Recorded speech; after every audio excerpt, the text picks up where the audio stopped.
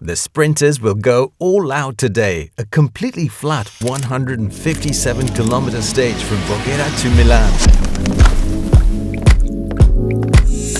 There is a new pink jersey in the peloton. Yesterday, Jonas Vingegaard dominated in Valle d'Aosta and now leads the general classification with a 2-minute 20-second advantage over Afonso Lalio, who tried to defend himself but had to say goodbye to the symbol of leadership. A lot of young guys, young kids are dreaming of having a pink jersey.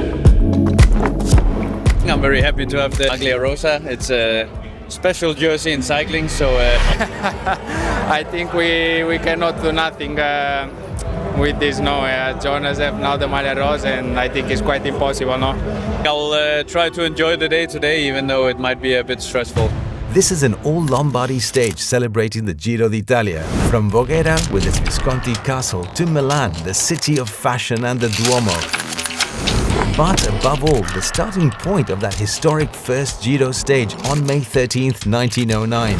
Milan has always played a leading role. 79 riders have celebrated their overall victory in the Lombardy capital, the most recent being Egan Bernal in 2021.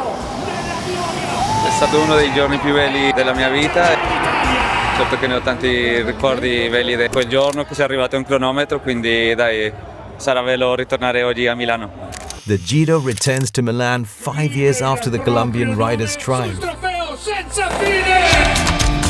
And for the 90th time, it will host a stage finish, an all-time record. In Milan, there will be a 16.3-kilometer finishing circuit to be repeated 4 times. The final corner comes with around 2 kilometers to go, and from there, a long straight will lead the riders to the finish line on Corso Venezia. Good, I think we expect a really hard race, and there is this corner 2K to go, and it will be important to be in good position, and the speed will speak. Paul Magnier is expected to confirm his dominance in the sprint. The Frenchman has already won 2 stages in Bulgaria, but now he wants to celebrate in Italy as well and reclaim the cyclamen jersey taken from him by Jonathan Narvaez. It feels nice to wear the jersey. We will enjoy the day today. Let's see what happens.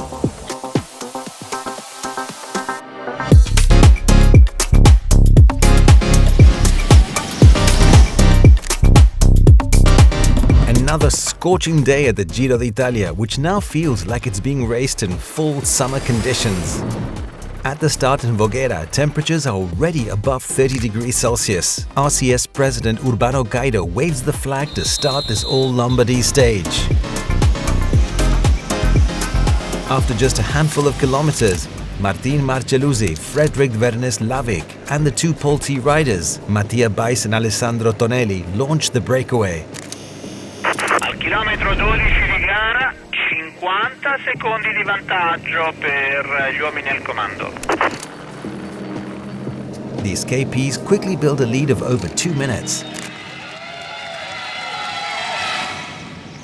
In the peloton, the atmosphere is relaxed. After so many demanding stages, there's finally a chance to catch a breath. And Vingegaard enjoys his first day in the pink jersey. Between the Ticino and the Po, the race crosses the Po Valley at high speed. Mattia Bais is the first to pass through the intermediate sprint in Pavia. On his wheel, so it's Bardiani versus Polti Visit Malta. Mattia Bais still on the wheel, still trying to come out of the slipstream of Marcelluzzi, but Marcellussi's holding him off there all the way to the line, so doing his job for the team and relegating Mattia Bais on the... In the peloton, meanwhile, the sprinters test their legs, and Paul Magnier comfortably takes the only point available.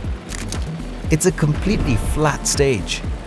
At the front of the bunch, the sprinters' teams are ready at work, keeping the situation under control, and the breakaway's advantage begins to shrink. Nuovo controllo cronometrico, 2 minuti di ritardo per il gruppo nei confronti degli uomini al comando. With just 80 kilometers to go, the race officially enters Milan. Here, the riders will tackle a 16.3-kilometer city circuit to be repeated 4 times, featuring long, wide boulevards. At the first passage under the finish line, the breakaway riders still hold a lead of around 2 minutes. Huge crowds have gathered along the roadside, ready to witness a truly unique spectacle.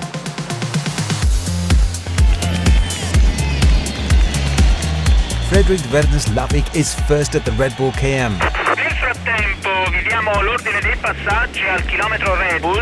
Transita al primo posto il numero 215 Lavic, secondo il 161 Vaid, terzo il 164 Maestri e quarto il numero 22 Marcellusi. Attendiamo la quinta posizione. The pace keeps increasing and the breakaway riders are trying to hold off the peloton's chase. Nuovo controllo cronometrico, 1 minuto e 45 secondi di ritardo per il gruppo, 1:45. The work of the sprinters teams is incredible. A 25 km dall'arrivo, ancora 1 minuto e 27 secondi di vantaggio per i 4 uomini di testa. The final lap begins and there's still around 50 seconds to make up. Nothing is decided yet.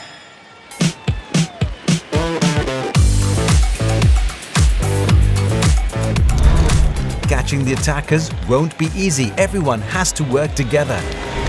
20 seconds, 2Ks to go is possible. But the 4 breakaway riders refuse to give in and enter the final kilometer in the lead. 200 meters to go for the breakaway. The impossible is about to happen. Closes to Versnes, Maestri. De Versnes holds them off, does he? It's going to be De Versnes from the breakaway. I understood we could make it with about 5 kilometers to go when I couldn't see the bunch behind or anything. So I can imagine they were going really hard in the bunch also, since they gained time on us. But yeah, in these speeds, over 50 kilometers an hour, you shall really push a lot. A spectacular finish, with the breakaway managing to resist the peloton's comeback. A real twist that no one would have expected. The Norwegian Frederik Vernes-Lavic wins the sprint ahead of Maestri and Marcellusi, securing Team Uno X's first historic victory at the Giro d'Italia. The GC contenders choose to stay out of the chaos of the sprint. There will be other days for them. So today, riding into Milano, it's special riding in the pink jersey and.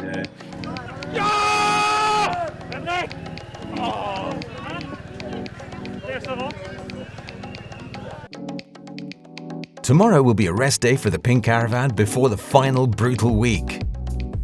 On Tuesday, the Bellinzona-Carì stage is on the schedule. Just 113 kilometers, the shortest stage of the Giro, but explosive and extremely demanding, entirely on Swiss roads. The peloton will tackle a double passage on the climbs of Torre Leontica before facing the final ascent to Carì, 11.7 kilometers, with an average gradient of 7.9%, a new challenge for the general classification contenders.